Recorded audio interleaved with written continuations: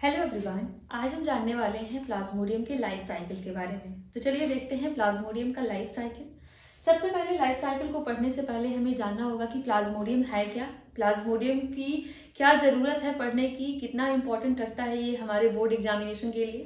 तो देखिए, प्लाज्मोडियम एक प्रोटोजोआ ग्रुप का मेंबर है, मतलब कि ये एक प्रोटोजोवन है।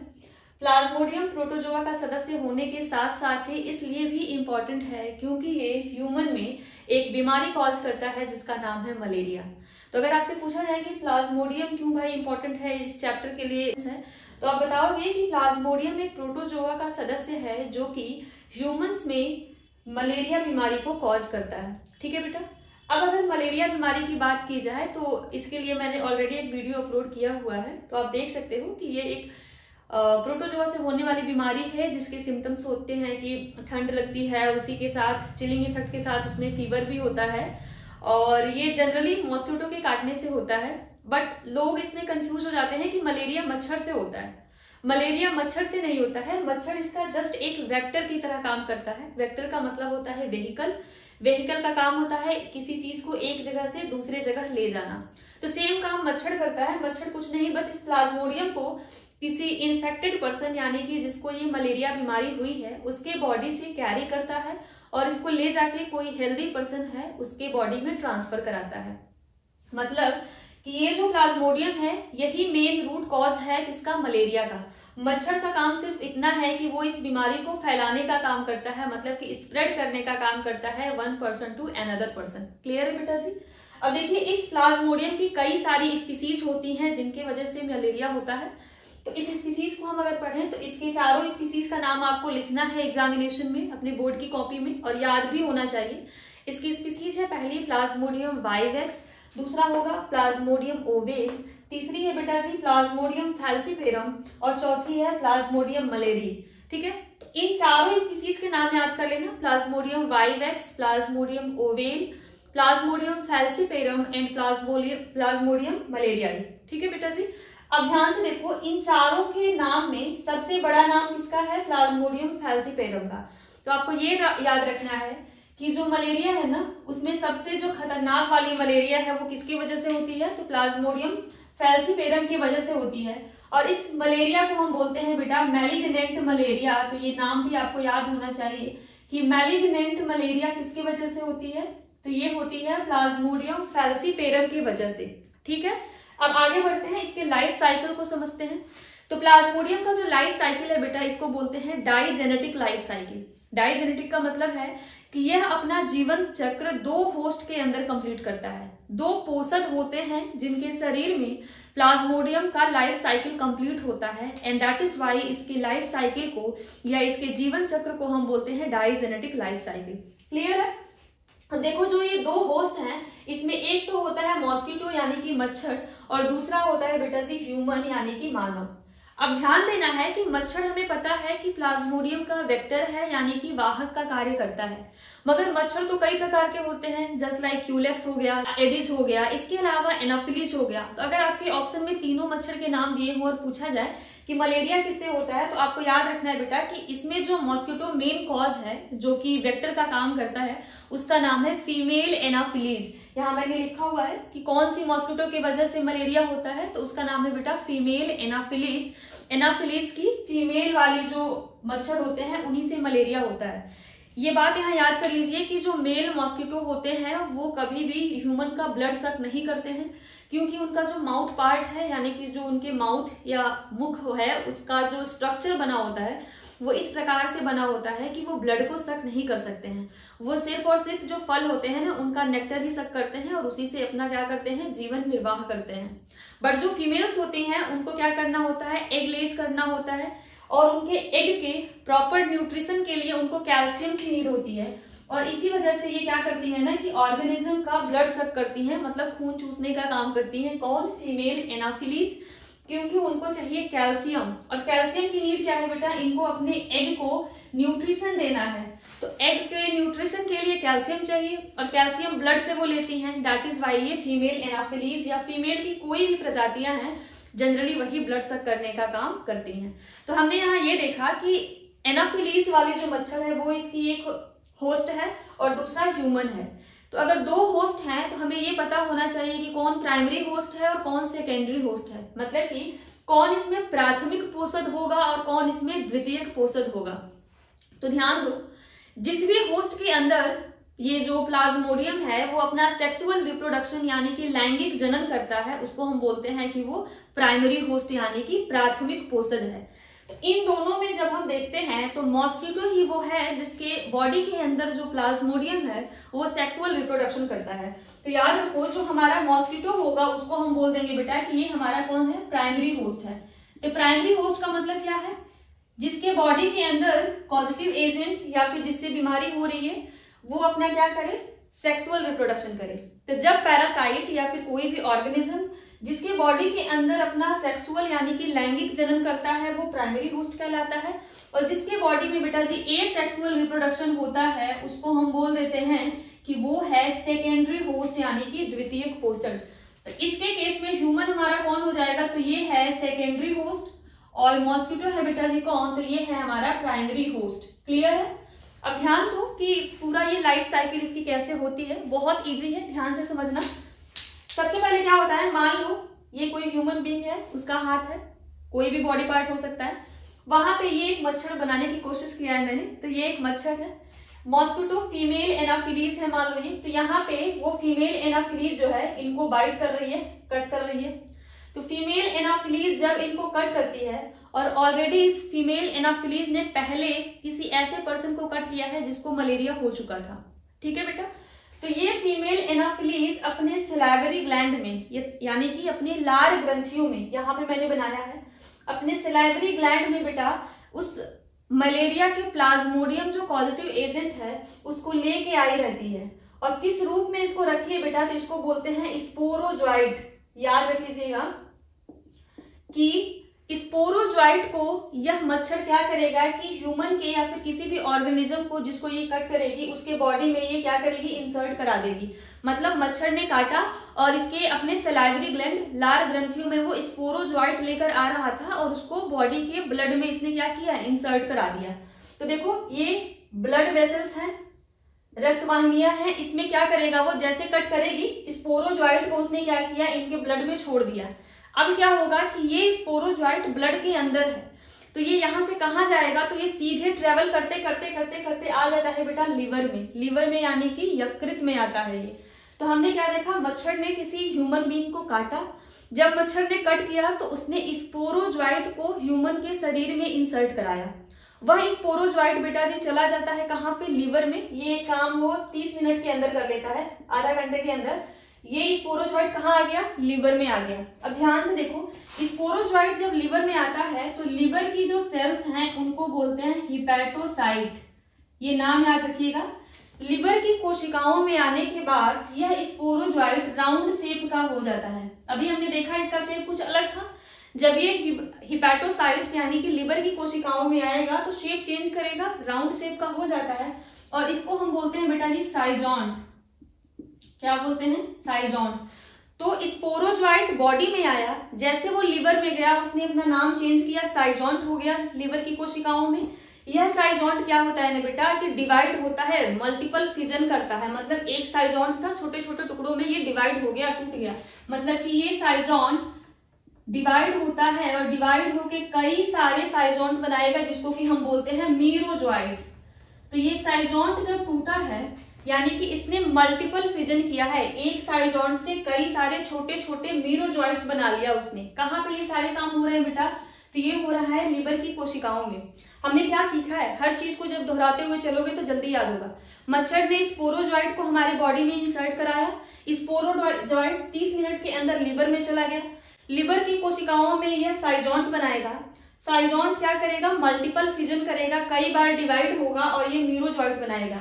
इसी तरीके से ये जो मीरोजॉइट है बेटा, ये लिवर की कोशिकाओं को तोड़ते हुए आगे बढ़ेंगे, लिवर की कोशिकाओं को तोड़ेंगे, और ये जो प्रोसेस चल रही है ना, एक साइजॉन्ट, मल्टीपल फिजन, मीरोजॉइट, फिर मीरोजॉइट लिवर की अलग कोशिकाओं को तोड़ रहे हैं।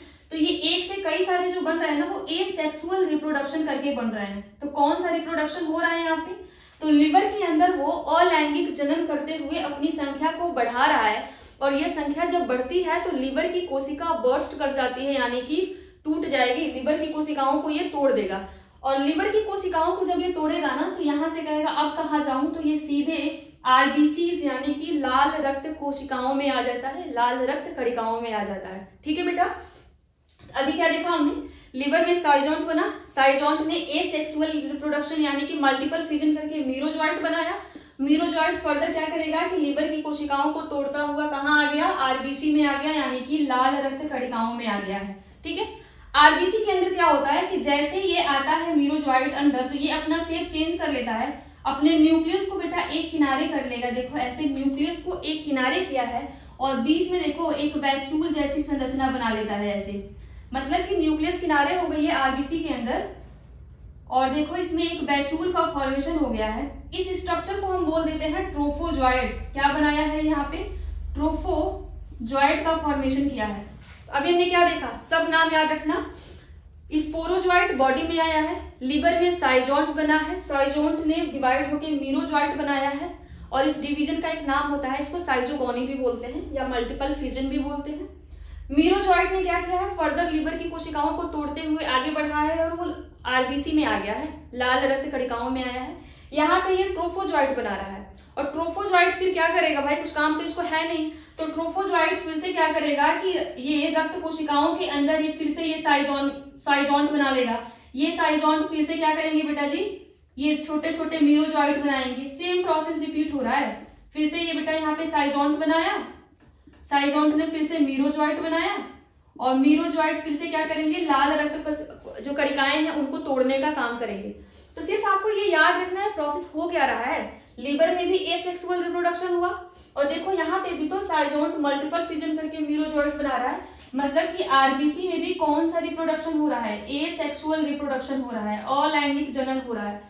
अलैंगिक जनन का मतलब क्या है, कहीं भी गैमीट नहीं बनेंगे, युग्मक नहीं बनेंगे, कहीं पे भी निषेचन की क्रिया नहीं होगी, यानी कि फर्टिलाइजेशन नहीं होगा। हमने क्या देखा, लीवर में भी हो रहा है एसेक्सुअल रिप्रोडक्शन, आरबीसी में भी हो रहा है एसेक्सुअल रिप्रोडक्शन। अब जब आरबीसी में एसेक्सुअल रिप्रोडक्शन होगा, कई सारे मीरोजॉइट्स बनेंगे, तो ये क्या होगा ना कि आरबीसी धीरे धीरे बर्स्ट हो जाएगी। बर्स्ट होने का मतलब है कि ये मान लो साइजोंट था, कई सारे मीरोजॉइट बने, आरबीसी की कोशिकाएं क्या हो जाएंगी, एक ही बार फट जाएंगी, जिससे क्या होगा, एक केमिकल रिलीज होगा। इस केमिकल को बेटा जी हम बोलते हैं हीमोज्वाइन। तो याद रखिएगा, लाल रक्त कणिकाओं के टूटने से जो केमिकल निकलता है उसका नाम है हीमोज्वाइन और इसी हीमोज्वाइन की वजह से जिसको मलेरिया होता है उसको फीवर आती है, यानी कि बुखार आता है। तो कभी भी मलेरिया वाले को तुरंत बुखार नहीं आएगा, कुछ दिनों के बाद ये प्रोसेस होता है। किसी में 14 दिन हो जाता है, किसी में 7 दिन होता है, अलग अलग स्पीसीज के अलग अलग डेज हैं, किसी में 4 दिन पे ही बुखार आ जाता है। तो ध्यान दो, बुखार इसलिए देर में आता है क्योंकि पहले वो लिवर में आता है, लिवर से आरबीसी में जाएगा, आरबीसी में जब वो आरबीसी को तोड़ेगा उसके बाद केमिकल रिलीज होगा हीमोज्वाइन, तब जाके फीवर आएगी। क्लियर है बेटा। अब देखो केमिकल रिलीज हो गया, हीमोज्वाइन, फीवर आ गया है। अब जो हमारा ये साइजोंट था यानी कि प्लाज्मोडियम का ये जो प्रोसेस चल रहा था लाइफ साइकिल का, अब ये सोचता है कि भाई मैं कितना आरबीसी तोड़ूंगा, अगर ज्यादा आरबीसी तोड़ दिया तो एक समय ऐसा आएगा कि डेथ हो जाएगी पर्सन की, आदमी मर भी सकता है, और जब आदमी ही मर जाएगा तो प्लाज्मोडियम कैसे सरवाइव करेगा, ये भी मर जाएगा ना बेटा। तो ये क्या सोचता है कि बहुत हो गया एसेक्सुअल रिप्रोडक्शन, अब मुझे सेक्सुअल रिप्रोडक्शन की तरफ जाना चाहिए, मतलब कि लैंगिक जनन के बारे में सोचना चाहिए। एंड दैट इज वाई ये जो साइजोंट यहाँ पे था, मीरोजॉइट बना रहा था, वो धीरे धीरे अब गैमीट बनाना शुरू करता है। तो गैमीट ना बना के ये बनाता है यहाँ पे गैमीटोसाइट। क्या बनाता है बेटा, गैमीटोसाइट। अब ध्यान से देखना, गैमीटोसाइट वो कोशिकाएं हैं, वो सेल्स हैं जो आगे जाके गैमीट बनाएंगी। गैमीटोसाइट क्या है, वो कोशिका जो आगे चल के गैमीट बनाने का काम करेगी, उसी को बोलते हैं गैमीटोसाइट। तो ध्यान दो, ये गैमीटोसाइट बन कहाँ रहे हैं, तो ये आरबीसी में बन रहे हैं, मतलब कि लाल रक्त कणिकाओं के अंदर ही ये जो हमारा स्पोरोजॉइट आ रहा है वो क्या बना रहा है, गैमीटोसाइट बना रहा है। गैमीटोसाइट बन गया है, मगर ये गैमीटोसाइट गैमीट नहीं बना पा रहा है, क्योंकि गैमीट बनाने के लिए जो प्रॉपर इसको टेम्परेचर चाहिए वो ह्यूमन के बॉडी में नहीं होता है। इसको थोड़ा सा ठंडा इन्वायरमेंट चाहिए जो कि मच्छर के बॉडी में इसको मिल जाएगा, बट ह्यूमन के बॉडी में देखो ये पूरा जो यहाँ तक काम हुआ है वो सारा ह्यूमन की बॉडी में चल रहा है। तो ये गैमेटोसाइट तो बन चुका है मगर ये गैमीट नहीं बन पाता है। और यहाँ तक की पूरी जो प्रोसेस होती है वो मनुष्य के शरीर में होती है। क्या यहाँ कहीं पे भी हमने सेक्सुअल रिप्रोडक्शन देखा है? कहीं नहीं देखा है बेटा। लीवर में भी एसेक्सुअल रिप्रोडक्शन, आरबीसी में भी एसेक्सुअल रिप्रोडक्शन। इसने आरबीसी में गैमेटोसाइट बना लिया था बट गैमीट नहीं बना पाया था। अब क्या होगा कि अगर इस पर्सन को जिसके बॉडी के आरबीसी में गैमेटोसाइट प्रेजेंट है, इसको कोई मच्छर काटता है, ये मच्छर मान लो इनको काटा है, तो जब ये मच्छर इनको काटेगा बेटा तो क्या होगा कि इसके पास भी इसका डाइजेस्टिव सिस्टम होगा कि नहीं होगा? इसका गट होगा। गट का मतलब एलिमेंट्री कैनाल होगा, पाचन तंत्र इसका पूरा होगा। तो इसके लिए खाना इसका क्या है? ब्लड ही तो है। जो ब्लड वो सब करेगा वही इसका खाना है। तो जब ये ब्लड को एज ए फूड लेगा तो इसके ब्लड में क्या आ रहे हैं? गैमेटोसाइट। वो गैमेटोसाइट बेटा, ये जो ब्लड के अंदर गैमेटोसाइट प्रेजेंट था किसका? प्लाज्मोडियम का है ये। वो गैमेटोसाइट कहाँ आ गए? इसके गट में आ गए। मतलब कि कहाँ पे बेटा? इसके डाइजेस्टिव सिस्टम में प्रेजेंट हो गया गैमेटोसाइट। अब ये गैमेटोसाइट क्या करेंगे? ये गैमेटोसाइट बनाएंगे बेटा जी गैमीट। गैमीट का मतलब क्या है कि गैमेटोसाइट में अर्धसूत्री विभाजन के द्वारा क्या होगा? गैमीट का निर्माण होगा। तो इस गैमेटोसाइट के अंदर अभी क्या बना रहा है? गैमीट बना रहा है। तो गैमीट बनाओ यहाँ पे। गैमीट बन गया बेटा, तो यहाँ लिख दो गैमीट। क्वेश्चन आता है कि गैमीट कहाँ बनते हैं? तो गैमीट हमेशा याद रखना है कि ये मच्छर के मिड गट में बन रहे हैं। मतलब एलिमेंट्री कनाल जो है, इसका डाइजेस्टिव सिस्टम यानी कि एलिमेंट्री कनाल, इसी को गट बोलते हैं, इसके मिड वाले पोर्शन में हो रहा है। मतलब मिड गट में बन रहा है गैमीट। और जैसे गैमीट बनेगा, हमें पता है कि गैमीट क्या कर लेंगे? फर्टिलाइजेशन कर लेंगे। तो यहाँ पे बेटा जी हो गया इनका फर्टिलाइजेशन। और फर्टिलाइजेशन के बाद इसने क्या बना लिया? जाइगोट। अब ध्यान दो, जैसे जाइगोट बनेगा तो ये जाइगोट क्या होगा कि इधर से सीधे आके इस स्पोरोजॉइट के रूप में इनके सिलाइवरी कैनाल में सेट हो जाएगा कि अब मैं कहीं और जाके ये बीमारी फैलाऊंगा।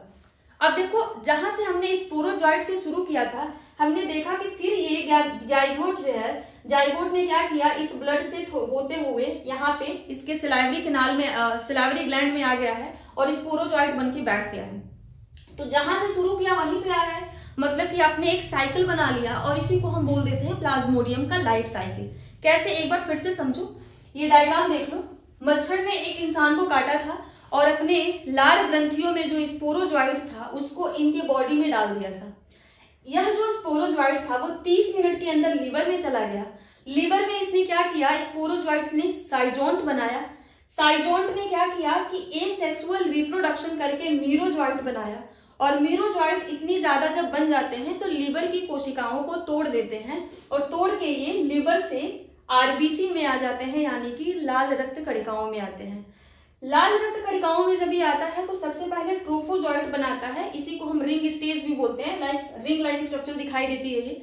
तो ट्रोफोजॉइट क्या होता है कि फिर से साइजोंट बनाता है। साइजोंट फिर से एसेक्सुअल रिप्रोडक्शन करके मीरोजॉइट बनाता है। कई सारे बहुत मीरोजॉइट बन जाते हैं। फिर से आरबीसी की कोशिकाएं बर्स्ट होती हैं, मतलब फट जाती हैं। जैसे आरबीसी टूटेगा तो उससे एक केमिकल रिलीज होगा जिसका नाम है हीमोज्वाइन। और इस हीमोज्वाइन की वजह से इंसान को फीवर आता है। ठीक है बेटा। अब ये एसेक्सुअल रिप्रोडक्शन करते करते प्लाज्मोडियम थक गया है तो ये सोचता है कि सेक्सुअल रिप्रोडक्शन की तरफ बढ़ा जाए। और वो क्या करेगा बेटा कि ह्यूमन के आरबीसी के अंदर गैमेटोसाइट का निर्माण करेगा। गैमेटोसाइट ऐसी कोशिकाएं जो कि आगे जाके गैमीट का फॉर्मेशन करेंगी। और ये गैमेटोसाइट आरबीसी में बन गया है। अब ये वेट कर रहा है कि कोई मच्छर मादा एनोफिली जाए और इनको कट करके ब्लड से इस गैमेटोसाइट को उठा के ले जाए, जिनके बॉडी में ये गैमीट बना सके। अब इनका भाग्य है कि एक मादा एनाफिलीज आई, इस पर्सन को कट किया और जैसे वो कट करेगी तो ये जो ब्लड है इसके डाइजेस्टिव सिस्टम में आएगा, जहां पे इसके मिड गट में ये गैमेटोसाइट गैमीट बनाएगा। गैमीट फिर से फर्टिलाइजेशन यानी कि निषेचन करके जाइगोट यानी कि युग्मनज बनाएंगे और इसी जाइगोट से फिर स्पोरोजॉइट वाली स्टेज बनेगी और स्पोरोजॉइट इसके लार ग्रंथियों में आके स्टेबल हो जाएगा और वेट करेगा कि फिर ये मच्छर कहीं और जाके सेम काम या सेम प्रोसेस को रिपीट करे। तो ये पूरा हमने सीखा है प्लाज्मोडियम के लाइफ साइकिल के बारे में। आई होप कि ये आपको समझ में आया होगा और अगर कोई डाउट होता है तो प्लीज इसको कमेंट सेक्शन में पूछ लीजिएगा और जो चैप्टर आपको चाहिए कि मैं उसको एक्सप्लेन करूं प्लीज उसको फिर से बता दीजिएगा कमेंट सेक्शन में। Thank you and keep watching.